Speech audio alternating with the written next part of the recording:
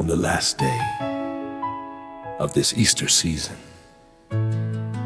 the Gospel narrates another appearance of Jesus to his disciples. In this scene, Jesus corrects Peter and then calls him to follow him. Let us listen carefully and learn from today's teaching. It happened like this. Peter turned around and saw behind him the disciple whom Jesus loved, the one who had leaned on his chest during the supper and had asked, "Lord, who is going to betray you?"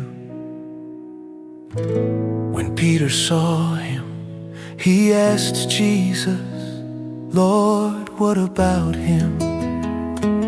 Jesus answered, "If I want him to remain until I come, what is that to you? You follow me." Then the word spread among the disciples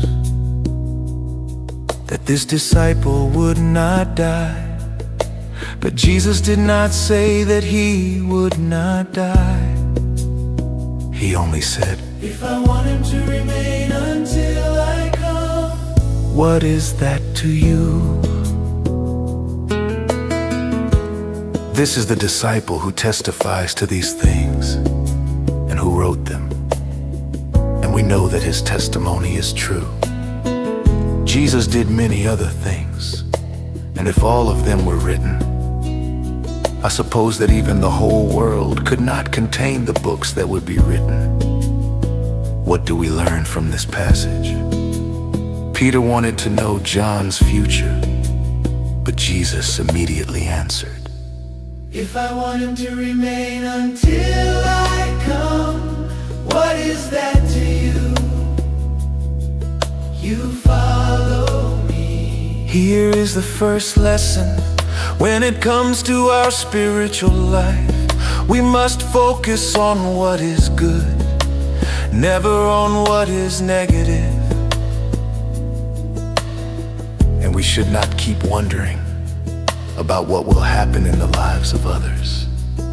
Many times we get distracted looking at the spiritual growth of others, and we forget to focus on our own growth.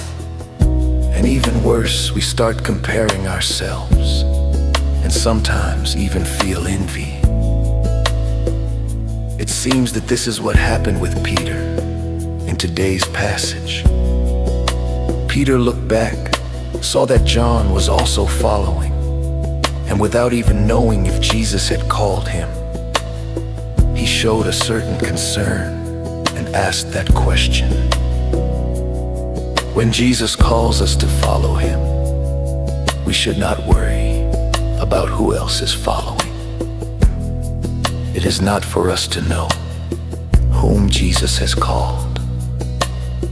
That is not our concern. What matters is that we have been called by him. Likewise, it does not matter if the Lord has given someone else a gift that we do not have. We must not lose our focus on Jesus. That is why he answers, "What is that to you?" When we follow Jesus, we must bear fruit with the gifts and charisms we received from the Holy Spirit in our baptism. That is what the Lord asked of us in these past days, that we bear fruit and that our fruit may remain. We must not get distracted. We must simply bear fruit and follow him.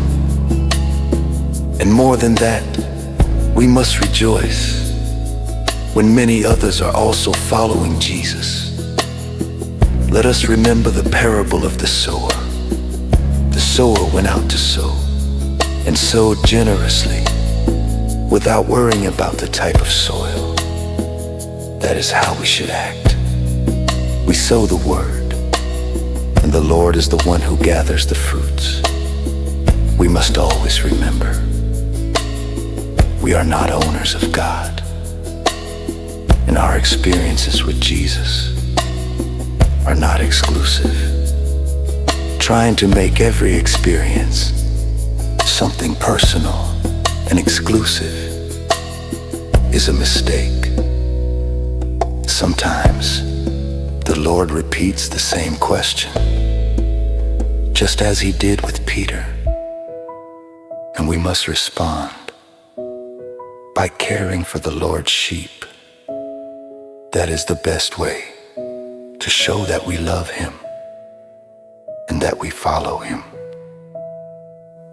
Today's gospel invites us to keep our focus on Jesus and not get distracted,